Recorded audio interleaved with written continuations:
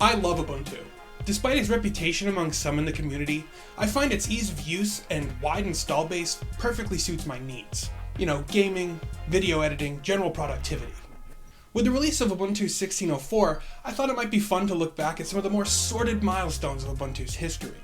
Hi, I'm the Linux Gamer. Let's explore my top 5 Ubuntu controversies. Number 5, Mir. Ubuntu has been known to reinvent the wheel on many occasions.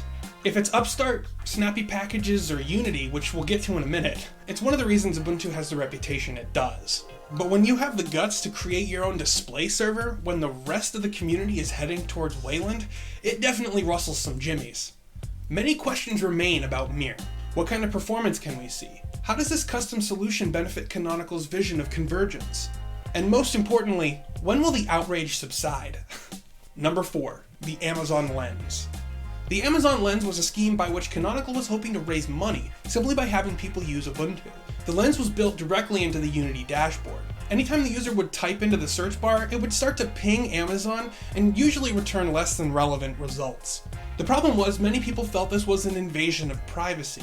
And since it was enabled by default and there was no opt-out feature at launch, privacy concerns were warranted. The Amazon Lens was discontinued after significant backlash, with Richard Stallman in uncharacteristic hyperbole calling Ubuntu itself spyware. Number 3, Ubuntu for Windows, or as I've recently taken to calling it, GNUbuntu plus Windows. It's a joint operation between Microsoft and Canonical. It allows Ubuntu to run natively atop the Windows kernel using the freshly created Windows subsystem for Linux, part of Microsoft's Embrace, Extend, Extinguish initiative. This seems to be aimed at software developers and server-side applications, but it should be available for any desktop user looking to give up a little freedom for a little convenience. Number 2, Unity. Not to be confused with Unity. The Unity desktop was a traumatic experience for most of us. Personally, I started using Ubuntu back with 9.04, Johnny Jackalope. It was great and the GNOME 2 desktop was perfect, but suddenly Ubuntu took a different direction with 11.04, Natty Narwhal. They introduced the Unity desktop, which many feared would fracture the community. It certainly made a distro-hopping refugee out of myself and many others. In its initial release, Unity was ugly as sin and barely functional. Given time and development by the team at Canonical, they've at least solved the functionality problem. Number 1, Mark Shuttleworth. He's the South African magnate who founded the company with the vision of creating a Linux desktop for everyone. He's been a polarizing figure from the beginning.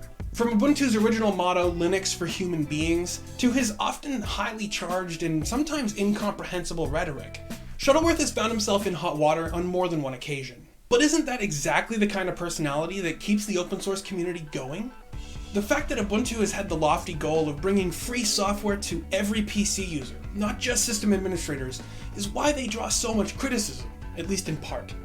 While some may feel threatened by newer and experienced Linux users, I'm grateful that Canonical and Ubuntu have had the courage to push their vision of the Linux desktop. Before I became a full-time Linux user, I had tried Fedora and Debian. They both felt unapproachable, and the community seemed hostile, making for a less than pleasant experience.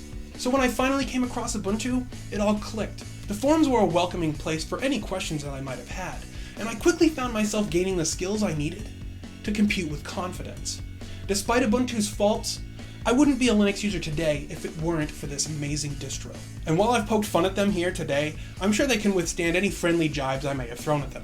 If you're interested in taking your first steps with Linux, I would unreservedly recommend Ubuntu. The forums, the subreddit, and the community in general are extremely welcoming and very helpful. You can find a link to download Ubuntu 16.04 in the description below. You can also check out some of my other videos, including my Saints Row the Third review or my 6 reasons why PCs are better with Linux. If you enjoyed this video, hit that like button and share it with your friends, and make sure you subscribe to see more from me, the Linux Gamer. Thanks for watching.